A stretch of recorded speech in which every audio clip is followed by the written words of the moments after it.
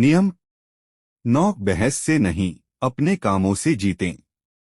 सोचा, बहस से मिलने वाली क्षणिक विजय दरअसल खोखली होती है। इससे सामने वाले के विचार नहीं बदलते हैं। इसके बजाय उसके मन में द्वेष और दुर्भावना उत्पन्न होती है, जो काफी समय तक कायम रहती है। कुछ बोले बिना अपने कार्यों से दूसरों को प्रभावित करना बहुत ज्यादा असरदार होता है। बोले नहीं, बल्कि काम करके दिखा दें। 46.1 blogspot.com। शक्ति की कुंज।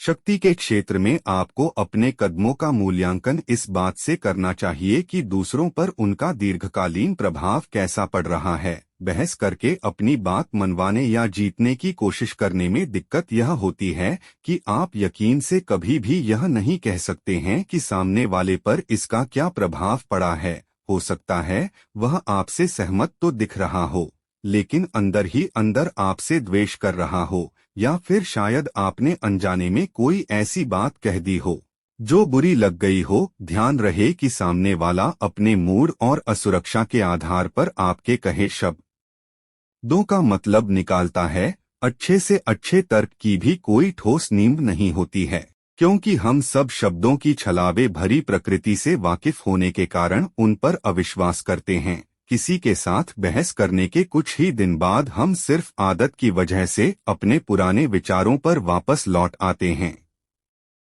इस बात को समझ लें, शब्द चवन्नी के 100 मिलते हैं। हर कोई जानता है कि बहस करने के आवेश में हम अपनी बात के समर्थन में कुछ भी कह सकते हैं। हम बाइबल का हवाला दे सकते हैं या ऐसे आंकड़ों का जिक्र कर सकते हैं जिनकी पुष्टि नहीं की जा सकती। इस तरह की हवाबाजी से कौन हम पर विश्वास कर सकता है। कार्य इससे कहीं ज्यादा शक्तिशाली और अर्थपूर्ण होते हैं। वे अमेसिस के कार्य। जब एप्रियस को गद्दी से उतार दिया गया तो अमेसिस सिंहासन पर बैठा। वह सईस जिले का था और सियफ्क्सबे का निवासी था। पहले तो मिस्र के नागरिक उसका सम्मान नहीं करते थे, क्योंकि वह गरीब घर से आया था और उसने अपना कैरियर बहुत निचले स्तर से शुरू किया था। मिस्र के नागरिकों का सम्मान पाने के लिए उसने सख्त कदम नहीं उठाए, बल्कि चतुराई से उन्हें अपने पक्ष में कर लिया। उसकी बहुत सी संपत्तियों में से एक था पैर धोने का वह स्वर्ण पात्र, जिसमें वह और उसके अतिथि खास अवसरों पर अपने पैर धोते थे। उसने इसे तुड़वाकर इससे एक देवता की सोने की मूर्ति बनवाई और उसे शहर की सबसे अच्छी जगह पर लगा दिया। मिस्र के नागरिक मूर्ति का सम्मान करने लगे।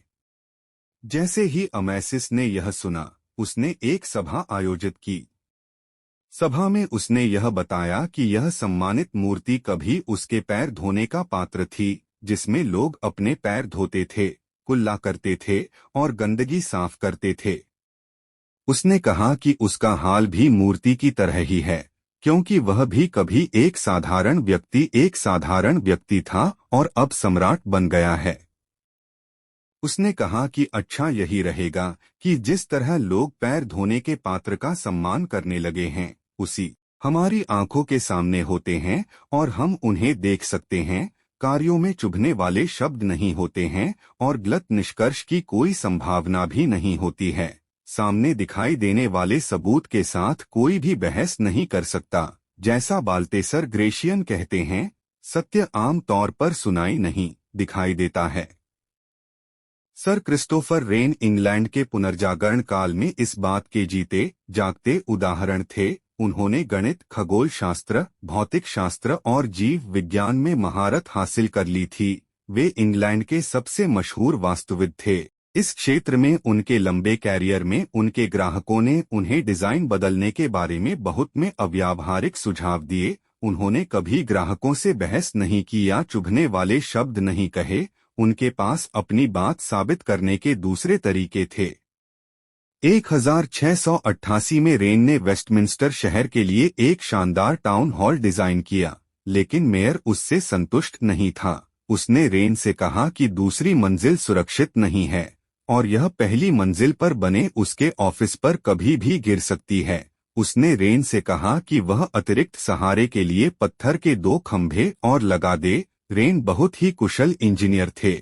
वे अच्छी तरह जानते थे कि खंभे लगाने का कोई मतलब नहीं है और मेयर का डर निराधार था, लेकिन उन्होंने खंभे लगा दिए, जिससे मेयर बहुत खुश हो गया। कुछ माल बाद जब कुछ मजदूर साफ-सफाई करने के लिए ऊंची नसेनी पर चढ़े, तब जाकर पता चला कि खंभे छत को सहारा नहीं दे रहे थे, बल्कि उससे थोड़ी दूर पर ही खत्म हो गए थे।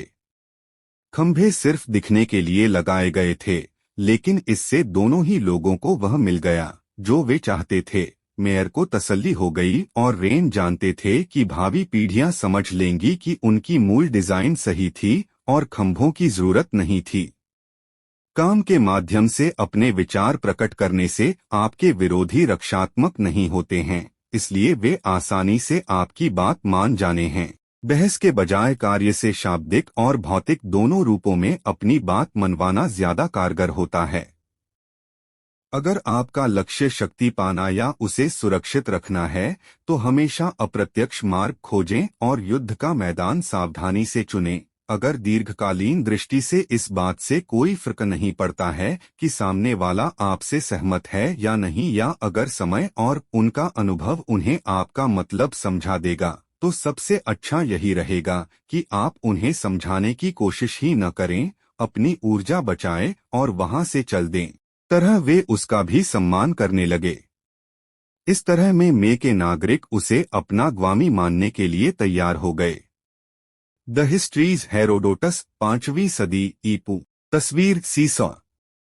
बहस करने वाले ऊपर नीचे होते रहते हैं और कहीं भी नहीं पहुंच पाते हैं। सीसॉ से नीचे उतरें और लोगों को लात मारे या धक्का दिए बिना उन्हें अपना मतलब दिखा दें।